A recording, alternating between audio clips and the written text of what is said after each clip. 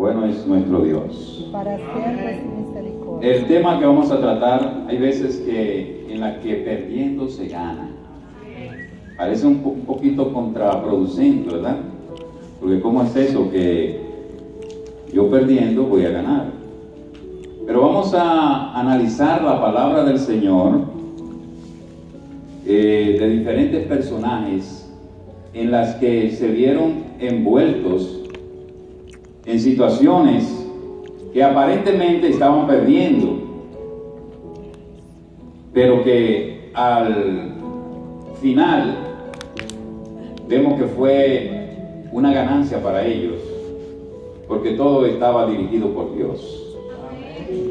Amén. Amén. Y buscando la palabra del Señor, consultando la palabra de Dios, encontré algunos personajes. Amén. Y son más, pudiéramos hablar extensamente acerca de ellos. El primer caso es el caso de Abraham, el padre de la fe. No está funcionando acá. Vamos a ver. El padre de la fe, Abraham. Amén. Vamos a ver.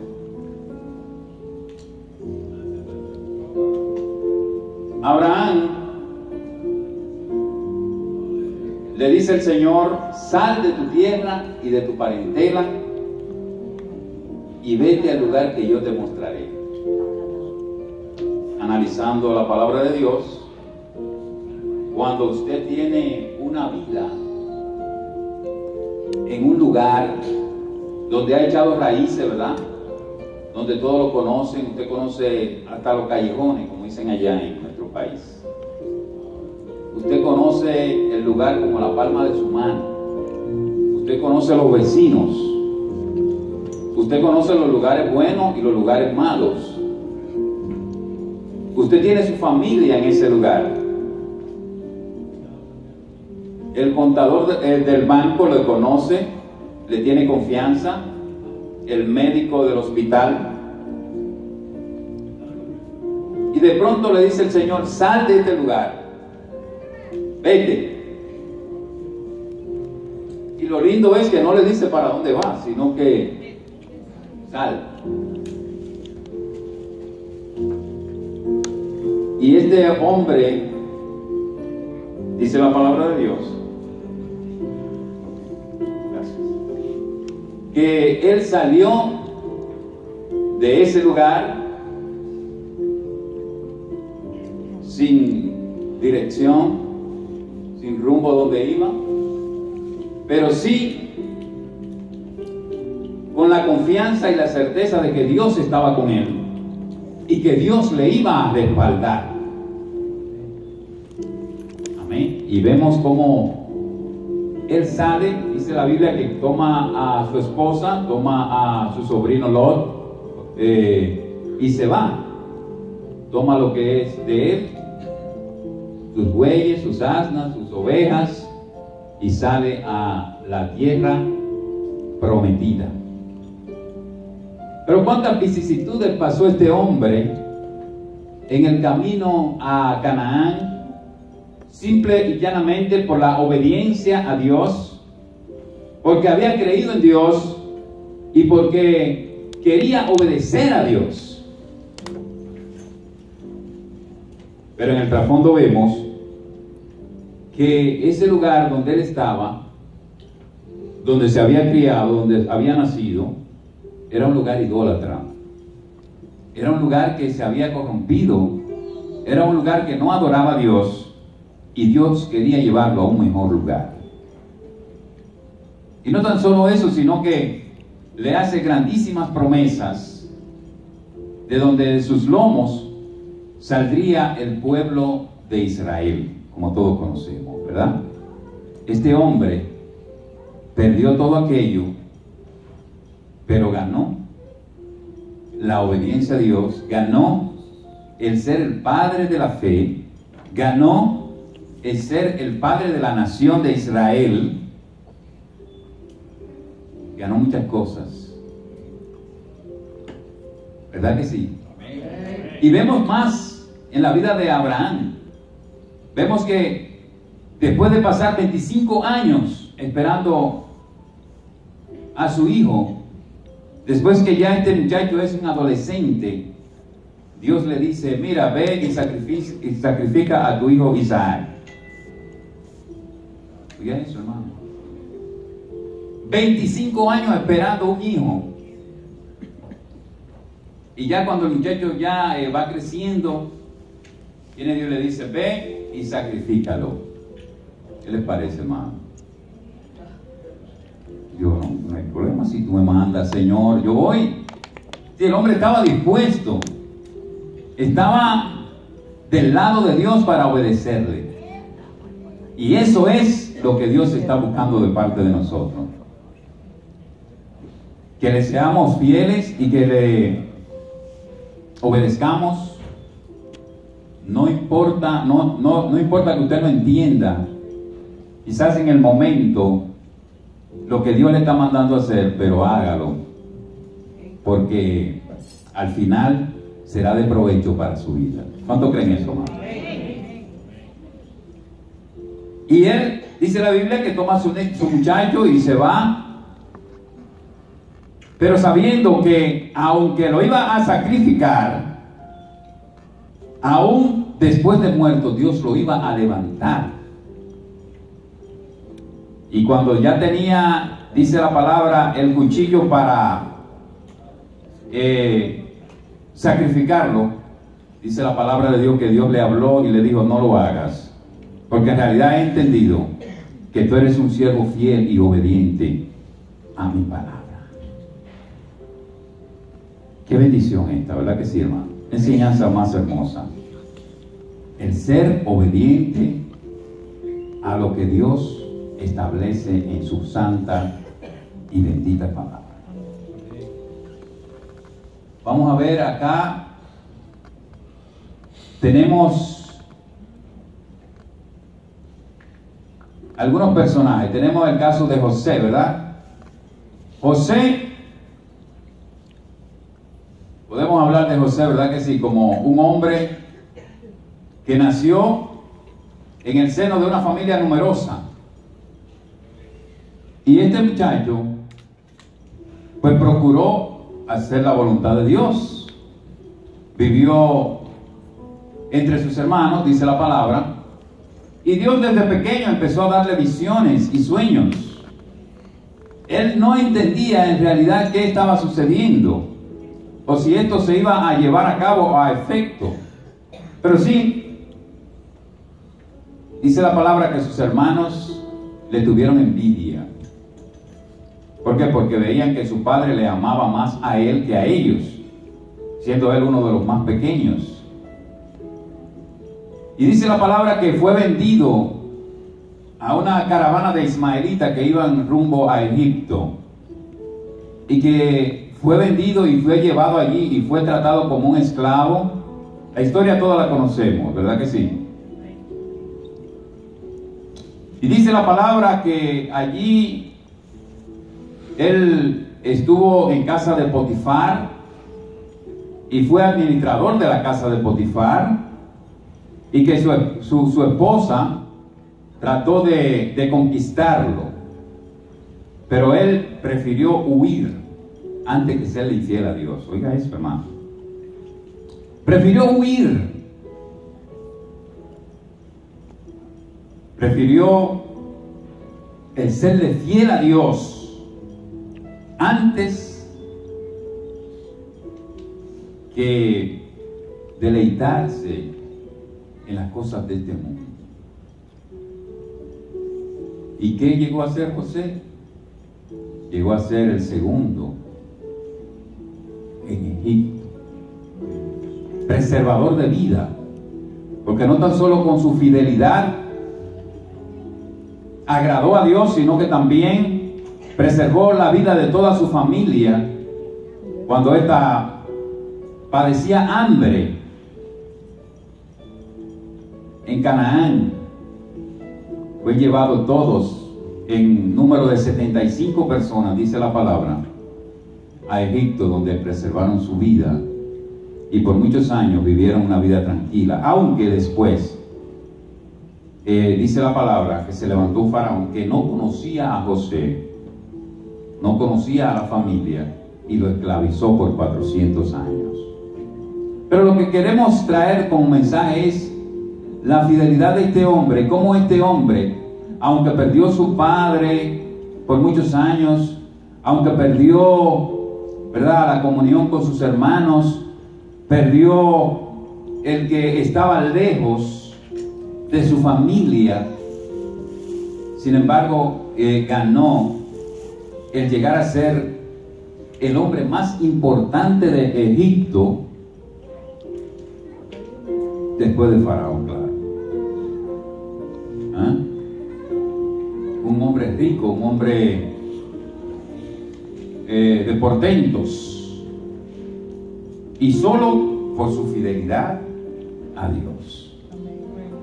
Perdió por una parte, pero ganó lo más importante, que es la fidelidad y el servicio a Dios y el estar en el lugar correcto, el cual Dios te ha llamado. Amén. Asimismo, cada uno de nosotros, los cuales Dios nos ha llamado, tratemos de serle fiel a Dios, porque muchas veces perdiendo se gana. Yes. Amén. ¿Qué más tenemos por acá? Tenemos a Moisés, el personaje, ¿verdad que sí? De la palabra del Señor, dice la palabra que Moisés, pues, fue criado en Egipto. Y disfrutó Moisés, si usted no lo sabía, del conocimiento de todas las ciencias que habían en ese entonces. Porque para llegar a ser sabio en ese entonces, había que estudiar de todo. Es decir, un doctor era un doctor en ciencia, en física, en astronomía, en todo lo que había. Y eso llegó a ser este hombre. Moisés fue instruido en todas las ciencias de Egipto, dice la palabra. Este hombre sabía que era hebreo. Tenía en su corazón el impulso de líder.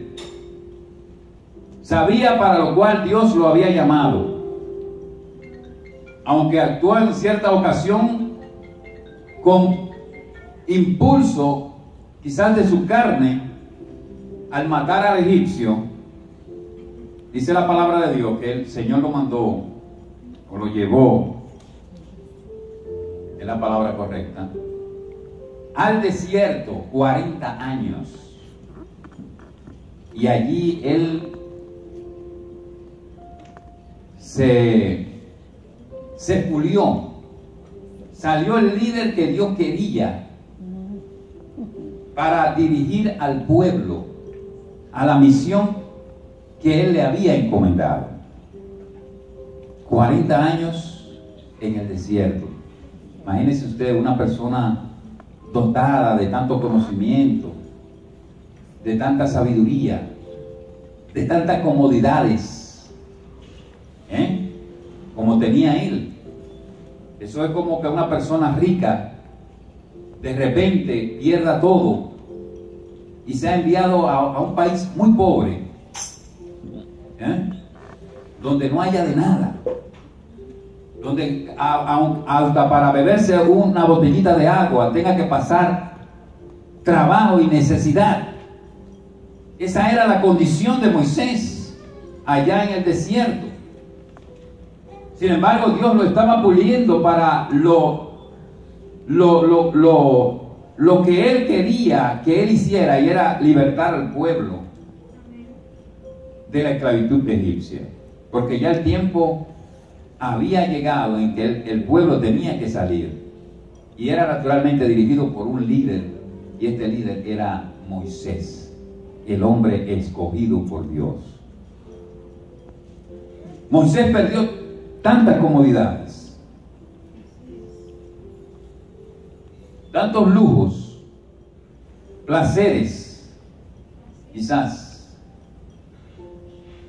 riquezas, perdió todo eso, pero ganó la obediencia a Dios, ganó el servir a Dios, ganó el entender el llamado que tenía para sacar a su pueblo de ese lugar. Amén. ¿Se dan cuenta cómo estos diferentes personajes Dios lo va llevando por diferentes lugares? Otro ejemplo tenemos de Job, ¿verdad? ¿Cuántos ejemplos tenemos en la palabra del Señor? Job, dice la palabra que era un hombre rico, era un hombre acaudalado. Vamos a ver lo que dice la palabra en cuanto a este hombre. Dice la Biblia en Job 1:1: hubo en tierra de Uz un varón llamado Job, y este hombre perfecto y recto, temeroso de Dios y apartado del mal. Y le nacieron 7 hijos y 3 hijas. Oiga todo lo que tenía Job. Su hacienda era 7,000 ovejas, 3,000 camellos, 500 yuntas de bueyes y 500 asnas, y muchísimos criados, y era aquel varón más grande que todos los orientales. Y la posición de Job no era mala, ¿verdad? Tenía de todo. Pero lo más importante era que era temeroso de Dios. Dice la Biblia que este hombre, lo primero que hacía cuando se levantaba era presentarse él, presentar su familia, presentar sus hijos, por si acaso alguno había pecado delante de Dios. ¿Qué? Este hombre estaba en lo correcto, estaba bien. Pero de pronto, ¿qué sucede en la vida de Job? Sucede algo que diríamos nosotros, algo trágico. ¿Ah? Porque en primer lugar empezó a perder todos sus bienes. Perdió todos sus bienes, perdió sus hijos,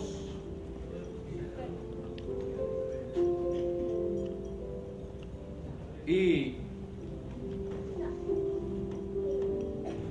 este hombre perdió su salud. Gracias, hermano. Perdió todo sin entender el por qué, porque él no había fallado delante de Dios. Dice la palabra aquí: y aconteció que sus hijos e hijas comían y bebían en casa de su hermano el primogénito. Y un día aconteció que sus hijos e hijas comían y bebían vino en casa de su hermano el primogénito. Y vino un mensajero a Job y le dijo: estaban arando los bueyes y las asnas paciendo cerca de ellos. Y aconteció, y acometieron los sabeos, y tomaron y mataron a los criados a filo de espada, y solamente escapé yo para darte la noticia. ¿Qué más? Aún estaba este hablando cuando vino otro y dijo: fuego de Dios cayó del cielo, que quemó las ovejas, los pastores, y los consumió. Solamente escapé yo para darte la noticia. Siempre escapaba uno. Todavía este estaba hablando y vino otro y dijo: los caldeos hicieron 3 escuadrones y arremetieron contra los camellos y se los llevaron, y mataron a los criados a filo de espada, y solamente escapé yo para darte la noticia.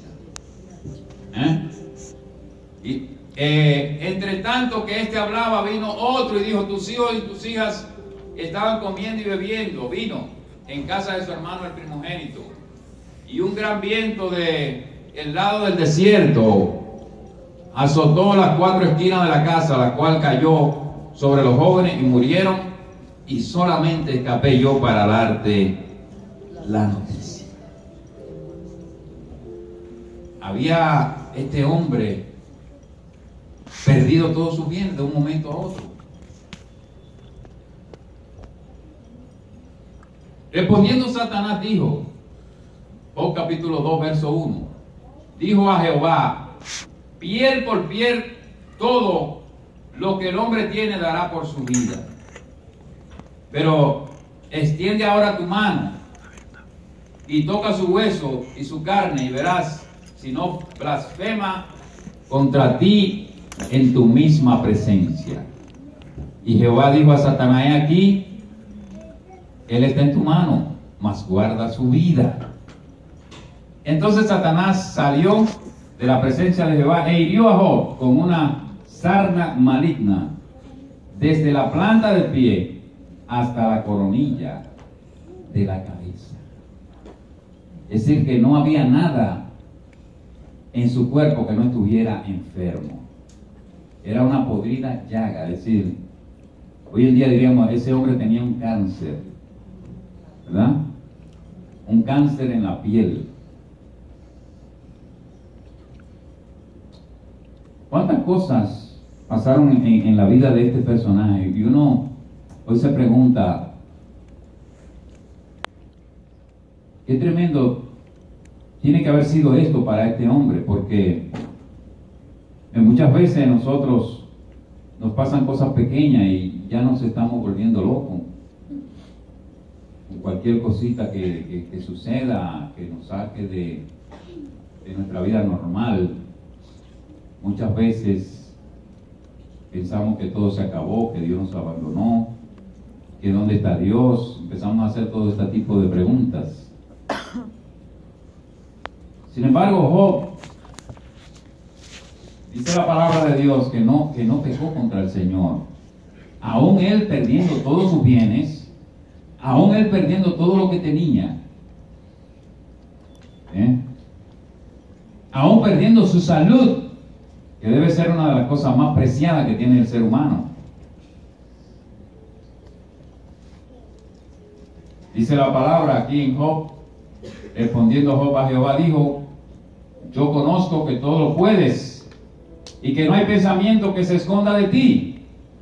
¿Quién es el que oscurece el consejo sin entendimiento? Por tanto, yo hablaba de lo que entendía, cosas demasiado maravillosas para mí, que yo no comprendía. Oye, te ruego y hablaré, te preguntaré y tú me enseñarás. De oídas te había oído, mas ahora mis ojos te ven. Era la enseñanza para este hombre, y es la enseñanza para nosotros hoy en día, de que lo último que se debe perder es la confianza en Dios. Amén. Porque hay cosas, hay situaciones en las que Dios permite, por la que uno pase con una enseñanza.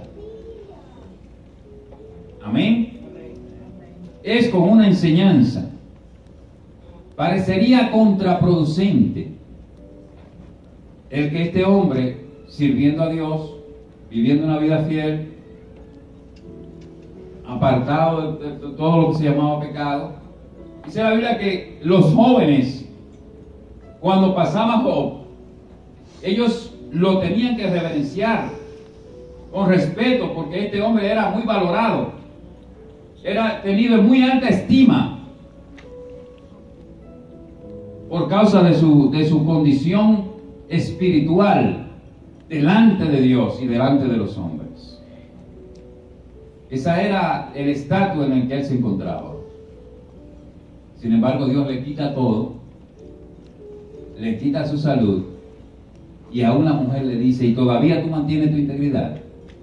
Maldice a tu Dios y muérete. Oiga eso, hermano. Sale la persona que él esperaba que por lo menos le llevara una palabra de aliento. Le dice, pero todavía tú estás creyendo en Dios. ¿Pero qué es lo que está pasando contigo? Mira en la condición en la que tú estás. Tú lo que tienes es que maldecir a Dios por todo lo que te ha pasado y morirte, porque no te queda de otra. No hay otra explicación para ti. Sin embargo, este hombre aún con estas palabras mantuvo su integridad delante de Dios, porque él sabía en quién había creído. Amén. Es, en cuanto a mí, ¿qué pudiera decir? 36 años casado con la misma esposa. Gloria a Dios. ¿Cuánto dan gloria a Dios por eso?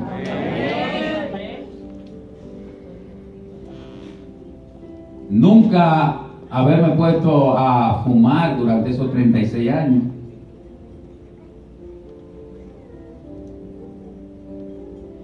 No ser una persona depravada del mundo. Procuraba dormir temprano. Así que no era una persona que estaba viviendo una vida desordenada. Sin embargo, el 18 de julio del año 2016, tenía mi viaje preparado para la República Dominicana. Las maletas estaban en la sala de la casa. Yo tenía mis planes, pero Dios tenía sus planes. Amén. Yo tenía unos y Dios tenía otros. Esa mañana, recuerdo, me levanté bien temprano, entraba a las 6 de la mañana a trabajar en la emisora. Y me levanté bien, me desayuné y salí a mi trabajo, comencé a trabajar normal. Sin embargo, a eso de las 8 de la mañana empiezo a sentirme como un mareo, sentirme mal. Fui al baño, traté de lavarme la cara, salí de ahí, seguí mal. Pero miren cómo Dios va dirigiendo todas las cosas. Porque anterior a eso habíamos luchado, mi esposa y yo, por un seguro médico. Ustedes saben que en este país hay que tener un seguro. Ese seguro no lo aprobaban. Y mi esposa llamaba y mandaba y llamaba.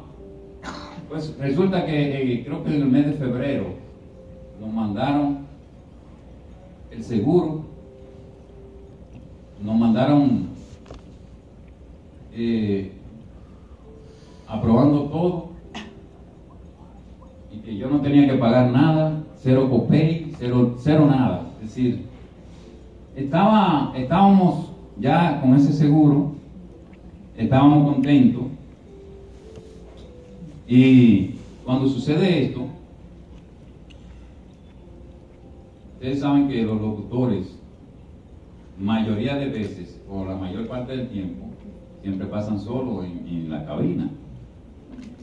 No hay más personas, a no ser que llegue un programador, o sea, día de trabajo, que están las personas ahí en horario del día. Y exactamente a la hora que me da ese ataque, están entrando los empleados. Y ustedes saben que me conocen, pero no. Cualquier persona le da un mareo y se cae, no conocen el impacto, la magnitud de lo que está pasando. Puede ser un mareo sencillo, pero lo mío no era sencillo. Y ellos no perdieron tiempo y llamaron inmediatamente a la ambulancia. Cuando llega la ambulancia, me toman la presión, no hay presión. ¿Usted sabe qué significa eso? Estaba en cero la presión, y como no hay presión no hay vida. Si el corazón no está bombeando la sangre que debe mandar al cuerpo. La jefa inmediata mía sigue llamando al hospital y se comunica con otra persona debido a la condición. Y antes de que saliera esa ambulancia de la emisora, llega otra ambulancia, que es lo que practican la resucitación de la persona.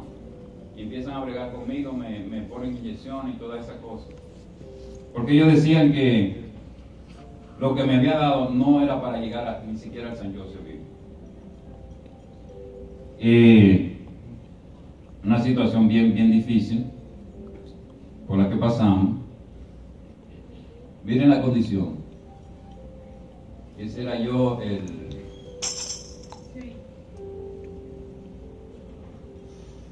Vamos a poner la primera, porque me impacta un poco la foto. Ajá. Esa.